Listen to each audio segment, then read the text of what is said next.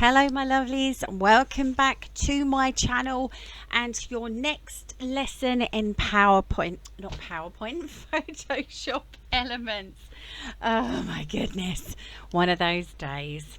Okay, what I'm going to teach you today is how to use brushes. This is over in our tool section. There is a brush and it will bring up this little box here, and if you click on the brush, it will show you, it'll go on to default brushes and it'll show you all the brushes that are available. And what you need to remember about brushes are, they are stamps.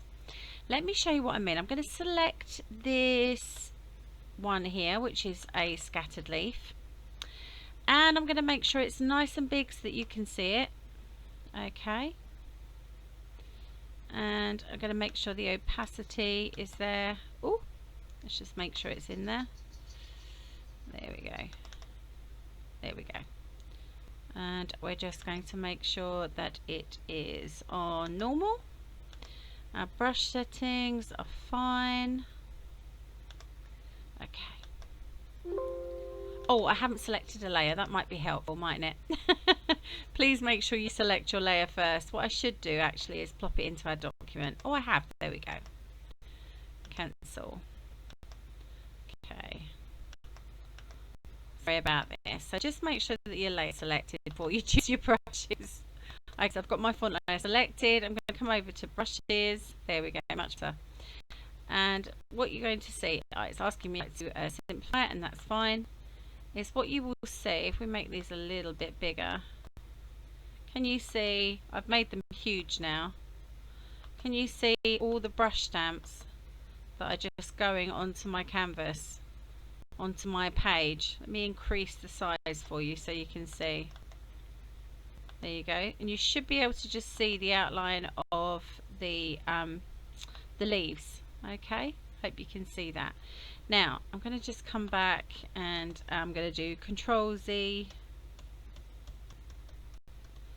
Just going to get that a little bit smaller. Okay. There we go. So I'll just do that again so that you can see a different one. Let's go into slightly darker one. Let's do this leaf. Click off anywhere. Now let's see what size that is. Quite small. So I'm just going to make that a little bit bigger. There we go. I hope you can see those. These are the little leaf stamps that are going all over my page. Okay, there you go. So as you can see, brushes are stamps. That one's a little bit easier to see because it's nice and dark. And if you come up here to default brushes, you can see there are assorted brushes like circles and stars, and you can see dry media brushes. I'll just show you one of these. I'll just click off. And you can see this is just a normal kind of brush, but there's lots of stamps. That's the key that I was trying to get to. Rather than the dry media brushes, if you look, there should be quite a few stamps. So look, here's a smiley face. Let's try that one so you can see. Make him a bit bigger. Okay, you should be able to see him come up the side of the page there. There we go. So as you can see, most of the brushes are used like stamps. Okay, I'm just going to file. Close that one. No, thank you. We'll get a new file open, and I'll show you what I wanted to show you. Okay. So I'm just going to pop that background again onto my piece of paper, so to speak. There we go. It's there. And then we're going to click on the brush tool again, and then over here I'm going to open up this box, just pop it up to default brushes again, but there is a little drop down here on the right hand side. This is how you load brushes. Now you may be given some brushes for Photoshop when you go and buy artwork to use and create your digital kits. Okay, I know Graphics Fairy give you lots of brushes, but lots of other artists that create digital artwork that you can go and buy from different websites for commercial use will give you brushes. So I'm going to show you how to load one. So I'm going to load some brushes, and today I'm going to load this one, which is called the Butterflies brush set. And when I've done that, you can see that immediately I have the brushes here. They've come up on my in my brush tool, and I'm just going to pick this one here, which is one of the butterflies. It's a bit big, so I'm going to bring that down slightly. And if you put your cursor over the paper before you stamp, you will be able to see what you're stamping. Yep, we do need to make sure it's simplified layer.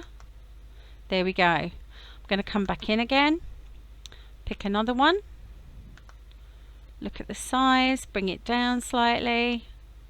Oops, not that much. Oh, that's a bit big. Let's come down about there. Perfect. And I'm just going to stamp. There you go. Go back again, find a slightly different one. There we go. Oh, that's far too big. Bring that down a bit more. You can see every time you go up to your page, you should be able to see what your butterfly will look like.